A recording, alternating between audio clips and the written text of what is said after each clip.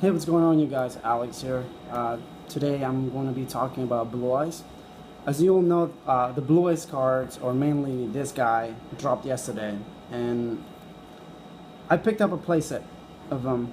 The card's really nuts. As you know, it was needed for the deck to be competitive, and I believe that this is the card that makes the deck competitive. But today I will be talking about Blue Eyes in general. Uh, I went to my locals yesterday, and the deck performed very well, as expected, of course. We all know how Blue Eyes works and what it's capable of doing. But I realized something that I realized the reason why this deck wasn't played in LCG last format was because they had Monarchs. And let me tell you, this deck just gets slaughtered by Monarchs, as every other deck. Monarchs are a bit too good, they're a bit too consistent. If they don't break, they get to win. If they resolve a Monarch card, they will win the game. So even with my Floodgates, they always had Twin Twisters to destroy them, and that's not a way. That's not a good way to play. So I struggled a lot against Monarchs yesterday. I ended up playing two Monarch players, and I beat one of them. I lost to the second in the top four. It was very difficult. Again, when they get to do all their things, Brilliant Fusion, Idea Eidos, Pantheism Return, it's just game. Stoneforth, still, it's a bitch. It hits the deck really hard. The fact that this guy can only be summoned from the hand once per turn kind of sucks, but it keeps it in check. But besides other matchups, the deck has a beautiful BA matchup. It has a really good pendulum matchup. If your opponent gets to go first and they summon Kier and Avians and all of that, then you probably are going to lose, just because not a lot of decks can overcome that. But if you go first and you establish a Spirit, they can't really do anything, because Spirit basically limits the pendulum player on what they can do. They can only pendulum summon one guy at a time, which it actually hurts them more than you would think. Me being a pendulum player, I know how much that sucks. But yeah, it has a very good BA matchup, a very good pendulum matchup. What else is there? Cosmos.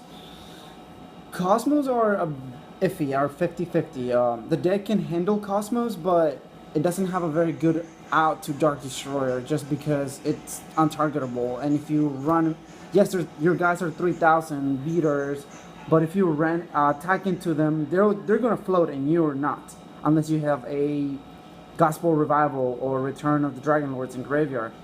You're not getting rid of Dark Destroyer. So it's a 50-50, Cosmo matchup. Every other deck seems to handle fairly well, but the Monarch matchup, my god, it's a nightmare. Monarchs are very, very strong. Stonefort is still one of the dumbest cards in the game. I feel that if Stonefort wasn't a thing, then the deck could actually compete against Monarchs, just because the only threat at that point would be Erebus. Erebus is the only one that doesn't care, because it just spins anything and everything. So I feel that if Stonefort got hit, the deck would be a little better, and that was the main reason why Blue Eyes wasn't played in LCG up until Monarchs got hit. Just because I wanted to try this guy in my deck. I mean, I love Ritual Summons, and this dude, it's just a beat stick. Its effect is kind of nuts. It's a big Dark Destroyer, it can't be targeted or destroyed, which is great. It double pierces. So I wanted to try this, but again, this deck loses to Monarchs, and if you put all your eggs into this basket and they Stoneforth this away, you are going to lose. You can't revive this guy, so there's no way to getting it back. So I decided not to play it at the last minute. I decided to go with a more standard build, which is pretty much draw power Blue Eyes. I can show you my deck list if you guys like. It's an updated list from the last time, which I'm probably going to do, just because I've been having a lot of fun and success with this build. It's really good. It's really fast, consistent.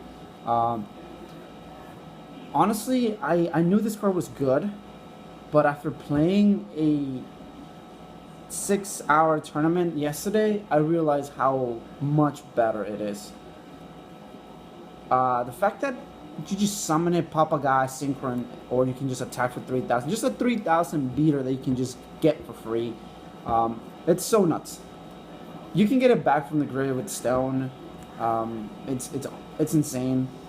It's a searchable trade in target, special summon, pop a monster, synchro fodder, beat stick. The card is nuts. I'm actually very surprised that we got it, and it's pretty cheap. I got two from my friend Shuji and one from my friend Xavier. Shout out to you guys. Thank you. Um, I mean, I have to pick up two more for myself, you know. But I would recommend giving the deck a chance. It's very strong. It plays like 4 Axis Firefist. I don't know if you guys remember the +1 Firefist deck. That's how the deck plays. Very control, consistent, fast in a way. Early game is fast or it can be slow. It depends on your opening hand. But if you have a lot of draw cards, the deck will go. And depending on your early game, that's how the deck plays in the mid to late game. So it has a very good mid-late game and early game, depending on your draw again. But like I said, it plays just like 4 Axis Firefest, very, very consistent, powerful, and effective. You have 3,000 beaters that you can drop for free. You have searchable effect veilers and Sage, which is a beautiful card. It does a lot for the deck.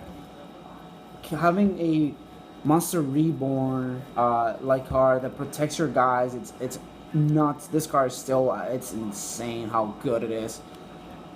I'm never gonna stop talking wonders about this card. It's great. Having, like I said, back removal. Basically, cards that advance your game state take cards from your opponents, which makes it really good. So I feel that makes the deck super, super amazing, especially in the Comet meta. If Monarchs get hit the way that I want them to, or the way that people are expecting them to, then the deck will become much better. Just because you can't really fight Monarchs. Spirit negates a Pantheism in graveyard. Great. They're just going to Stone Forth away and then activate Pantheism in the graveyard.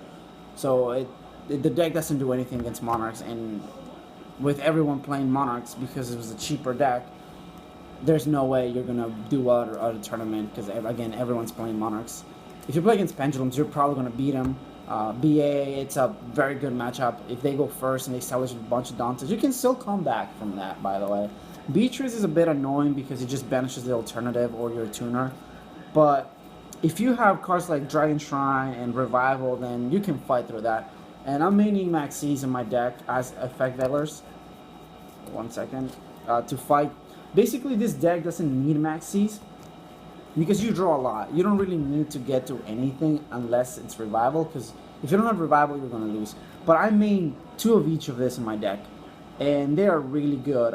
Basically, a lot of people play 1 of this and 2 to 3 of this. I like 2 and 2. Yes, I can search this, but in the Monarch matchup, you want to have Effect Veiler than Maxi. In the BA matchup, you want to have this instead of this. In the Pendulum matchup, you want to have this instead of this. And other matchups, like, I guess in Cosmos, both of them are decent. This hits the one Tenken or the Strawman, and then this hits the Cosmo, the Fire King Island, or the Call of the Haunted Place in the end phase, Teleplace. So 2 of each it's working just great for me. I would recommend giving it again, this is searchable, give it a chance if you're not playing any hand traps. In my list, I am playing traps. I feel that playing traps in this deck it's okay. Some people aren't, and I understand why they wouldn't play any traps. But I feel that these 4 traps are too strong not to play. I'm playing these 4. Vanities doesn't really do anything. No, let me rephrase it. Vanities is not as played anymore just because everyone's playing Monarchs, and it's okay against Monarchs, but against BA, against Cosmos, it's pretty clutch if you manage to hit it, activate it at the right time. And then you have Solemns to stop Pendulum Summons if you can't establish a Spirit.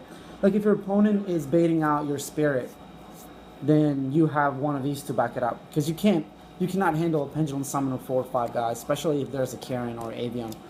So that's why I'm playing Counter Traps.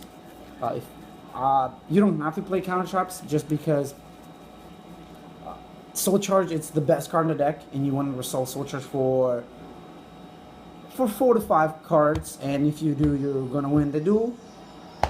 But I still feel that having the counter trap cards helps basically slow it down and control your opponent a little better. just because the deck is not a control deck, it's an aggro deck, but it can go into control fairly quick. If you draw the right amount of cards or the right hand to do it so. And the deck opens fairly well. As you can see, this is my opening hand. You can Cards of Continents to draw 2 and then draw more with this, and you'll start digging for more.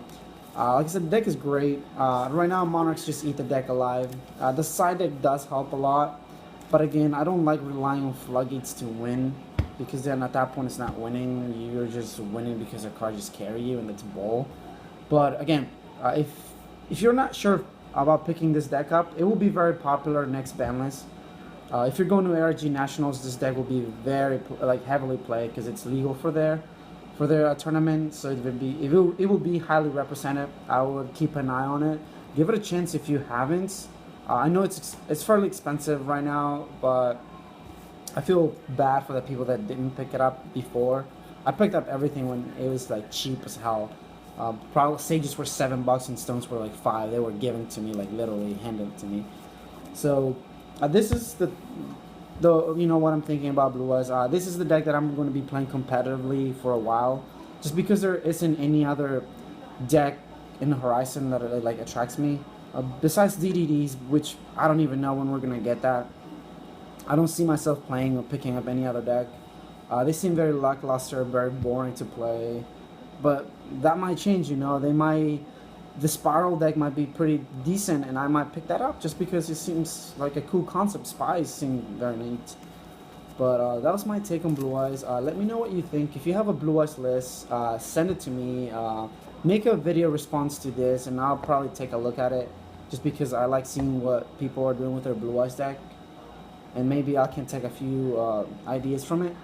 But if you guys want to see my deck list, let me know, and I will gladly post it. It's an updated list. As you can see, there's a lot. Basically, it's pretty much the same, but a little more linear, faster, effective. Again, thank you for watching. Stay tuned for more videos. Check out my channel for other videos. And thank you for the 305 subscribers that I have right now, and it keeps growing. You know, my subscription count keeps growing. Thank you guys for that, and I will talk to you guys later. Thanks. Alex out.